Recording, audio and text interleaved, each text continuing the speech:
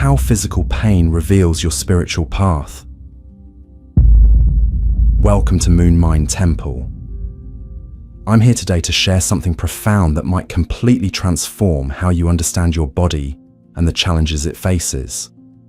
What if I told you that your physical pain isn't random? What if those persistent headaches, that chronic back pain, or that mysterious illness that doctors can't quite explain is actually your body trying to communicate something deeper? Every day, millions of people wake up with unexplained pain. They visit doctors, take tests, try medications.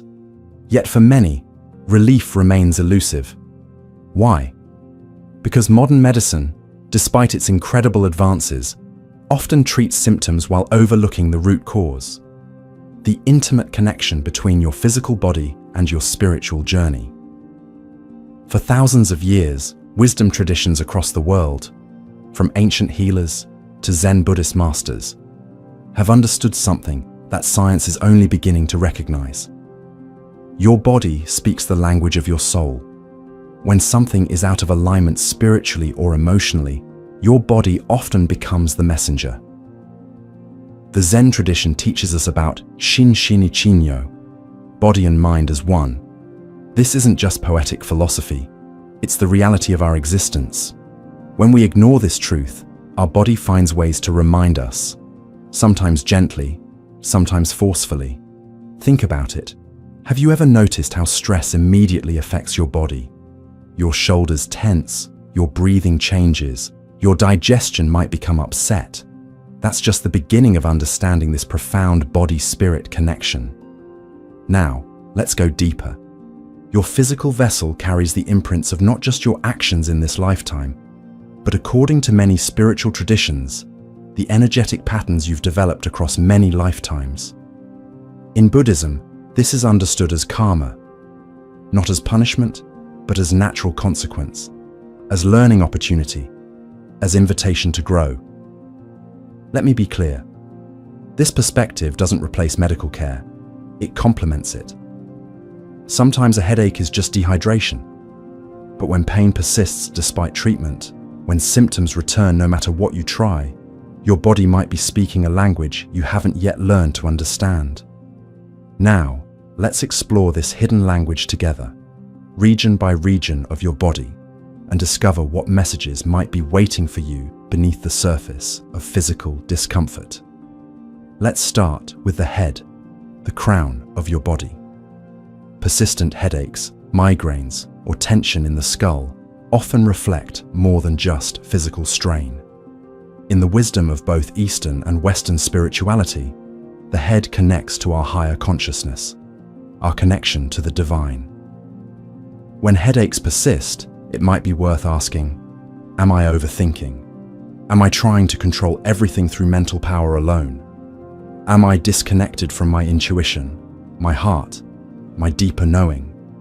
Zen Buddhism teaches us about Mushin, no mind, a state beyond overthinking where wisdom naturally arises. Your headaches might be inviting you to let go of the endless mental chatter, to find moments of stillness, to trust something beyond your analytical mind. And what about chronic neck pain? The neck bridges your thinking mind in your head and your emotional center in your heart. Pain here often reflects difficulty integrating these two aspects of yourself. Are you living too much in your head? Are your thoughts and feelings in conflict? The neck also represents flexibility, both physical and mental. Stiffness here might reveal rigidity in your thinking or resistance to seeing different perspectives. Moving to the throat, our center of expression and truth. In many spiritual traditions, including Buddhism's Noble Eightfold Path, with its emphasis on right speech, the throat chakra represents our ability to speak our truth and listen deeply. Frequent sore throats, thyroid issues, or vocal problems might indicate suppressed expression. Are you swallowing words that need to be spoken? Are you speaking dishonestly? Or perhaps you're not giving voice to your authentic self. A Zen saying reminds us, the tongue is only 3 inches long, yet it can kill a person 6 feet tall. Our words carry power, power to heal or harm. Your throat discomfort might be asking you to examine how you use this power. Consider your heart and lungs, the center of your emotional life and your connection to others. Chest pain, breathing difficulties, or heart palpitations often have a physical cause that requires medical attention. But these symptoms can also reflect emotional wounds, grief that hasn't been processed, or a heart that's been closed too long. In Zen Buddhism, the heart-mind, kokoro, is considered the seat of awareness. When we close our hearts through resentment, fear, or past hurts, we interrupt the natural flow of our life energy. Your chest may be asking, where have I closed myself off? Who haven't I forgiven, including myself? Where am I holding my breath instead of flowing with life? The stomach and digestive system speak volumes about our relationship with life itself. Digestive issues are incredibly common in our modern world, and while diet plays an obvious role, there's often more to the story. Your digestive system literally processes what you take in from the world. Problems here might ask, what experiences am I having trouble digesting? What emotions am I trying to stomach that don't agree with me? Where am I consuming more than I need? Not just food, but information, drama, or material things. Zen teaches the value of simplicity, of taking just what we need. The traditional Zen meal practice includes the phrase, I take only what I need, a reminder that applies beyond food. Your digestive system might be asking you to simplify, to process emotions as they arise rather than stuffing them down, to consume life mindfully rather than reactively. The liver, in both Western medicine and Eastern healing traditions, connects to anger, frustration, and resentment. Liver problems often coincide with these emotions being chronically present or suppressed. When the liver speaks through discomfort, it might be asking, where am I holding on to anger? Where do I feel things are unfair?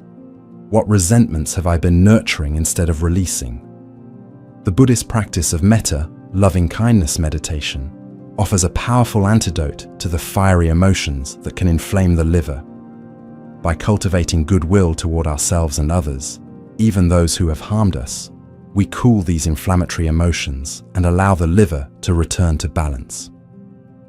Your kidneys filter your blood and, in many traditions, are associated with fear, particularly fear around basic survival and security. Kidney issues might be asking, where do I feel fundamentally unsafe? What deep fears am I carrying?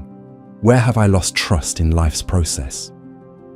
Zen Buddhism encourages us to sit with our fears without being consumed by them. The practice of Zazen, simply sitting in awareness, teaches us that fear, like all emotions, can be observed rather than identified with. Your kidneys might be inviting you to face your fears with compassionate awareness rather than avoidance. The lower abdomen and reproductive organs connect to creativity, vitality, and our relationship with others. Issues here might reflect blocked creative expression, relationship wounds, or disconnection from your vital life force. These areas might be asking, have I honored my creative impulses? Have I respected the sacred nature of connection?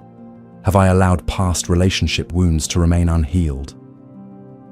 In Zen, we find the concept of hara, the energetic center in the lower abdomen considered the seat of power and intuitive wisdom. Connecting with this center through conscious breathing and meditation can help restore balance to these vital areas. Your spine, the literal backbone of your body, carries profound symbolic significance. Back pain is incredibly common, affecting millions worldwide, and while physical factors certainly contribute, there's often an energetic component. Your spine might be asking, what burdens am I carrying that aren't mine to bear? Where have I failed to stand up for myself? Am I trying to be the support for everyone else while neglecting my own foundation? In Zen practice, proper posture during meditation includes an aligned spine, representing both physical stability and spiritual integrity. The saying, sitting like a mountain, reminds us that true strength comes from being grounded in our authentic center, not from rigid control or force. Your legs and feet, your foundation and connection to the earth, reveal much about your relationship with your path in life. Pain here might indicate resistance to moving forward, uncertainty about direction, or disconnection from the ground beneath you. These areas might be asking, am I afraid to move forward? Do I feel stable on my path?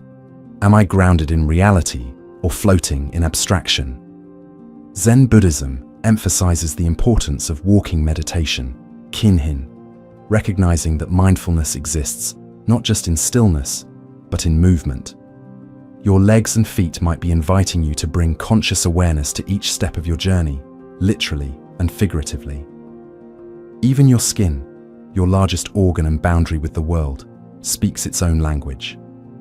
Persistent skin issues might reflect boundaries that have been crossed, sensitivity to your environment, or emotions trying to find expression. Your skin might be asking, where do I need better boundaries? What am I absorbing from my environment that doesn't serve me? What emotions need to come to the surface and be acknowledged? The Zen concept of just this, being fully present with what is, applies beautifully here. Instead of fighting against skin conditions with frustration, can you bring gentle awareness to what is manifesting, listening for its deeper message? Now, a crucial understanding. None of this is about blame or punishment. Your body's messages are not judgments, they are invitations. Invitations to awareness, to healing, to greater alignment between your physical existence and your spiritual essence. This perspective aligns with the Buddhist understanding of karma, not as punishment, but as natural consequence, as teacher. Your body's patterns aren't condemning you, they're educating you. They're showing you where energy has become stuck, where healing is needed, where attention would serve your highest good. So how do you begin to work with your body's wisdom rather than against it? Here are some practical approaches that blend ancient wisdom with modern understanding. First, cultivate deep listening. Before rushing to silence symptoms, pause and ask what they might be trying to tell you. This doesn't mean ignoring medical care, it means complementing it with inner awareness. The Zen tradition offers a powerful practice called body scanning, moving your attention slowly through your body with compassionate curiosity, noting sensations without judgment. This simple practice can reveal insights that thinking alone cannot access. Second, honor emotions as they arise. Many physical symptoms stem from emotions that haven't been fully processed. Anger, grief, fear, these aren't just mental states. They're physical experiences that, when suppressed, can manifest as symptoms.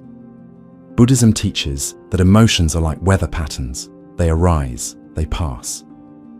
The problem comes not from having emotions, but from clinging to pleasant ones and rejecting uncomfortable ones. Practice acknowledging all emotional states with equanimity. Third, explore the power of presence. Many spiritual traditions, especially Zen, emphasize the healing potential of simply being fully present. When you're truly present, energy that has been stuck begins to move, patterns begin to shift, healing becomes possible. The Zen teaching of being present with what is isn't passive resignation. It's active engagement with reality as it unfolds. This presence itself can be deeply healing for body and spirit alike. Fourth, practice compassion, especially self-compassion. Judging your symptoms or being frustrated with your body only creates more tension. Instead, approach your body with the same kindness you would offer a dear friend who's suffering. The Buddhist practice of metta, loving kindness, can be directed towards specific parts of your body that are in pain. Rather than resisting discomfort, try directing thoughts like, "May you be at ease," "May you be peaceful," toward areas of tension or pain. Fifth, recognize patterns. Notice if certain symptoms appear in specific situations or emotional states. These patterns can reveal connections between your physical experience and your mental, emotional landscape. Zen Buddhism teaches us to notice patterns without becoming entangled in them, to see with clarity but without attachment. This clear seeing is the beginning of transformation. Sixth, work with qualified practitioners who understand the body-mind-spirit connection. From skilled acupuncturists to somatic therapists to energy workers, many modalities recognize and work with this holistic understanding of health. Remember the Buddhist middle way, avoiding extremes of either rejecting conventional medicine or relying solely on spiritual explanations. Wisdom lies in integration, in both and rather than either-or thinking. Finally, understand that healing is a journey, not a destination. Your body's language will evolve as you evolve. New symptoms may arise not as setbacks, but as signs of deeper layers ready to be addressed. The Zen concept of beginner's mind applies beautifully here, approaching each day, each symptom, each practice with fresh eyes, without assumptions about what it should be. This openness itself creates space for healing.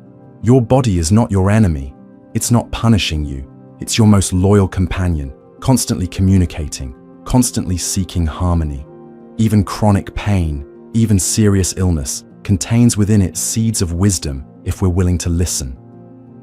In the words of Zen master Thich Nhat Hanh, the mind can go in 1,000 directions, but on this beautiful path, I walk in peace.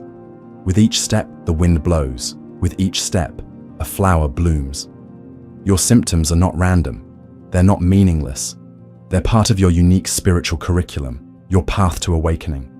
And when you begin to understand their language, you don't just address physical discomfort, you transform your entire experience of being human. If this perspective resonates with you, I invite you to deepen your exploration. In the comments below, share one area of your body that speaks to you most persistently. What might it be trying to tell you? Subscribe to Moon Mind Temple for more insights that bridge ancient wisdom with practical modern living. Hit the notification bell so you never miss an episode in our journey of awakening. Remember, your pain is not just something to eliminate, it's something to understand. Your body is not just a physical vessel. It's a sacred text written in the language of sensation. And when you learn to read this text with compassion and awareness, healing begins on levels deeper than you can imagine. Thank you for joining me in this sacred space. Until next time, may you listen deeply to the wisdom your body is offering, and may that wisdom guide you toward wholeness.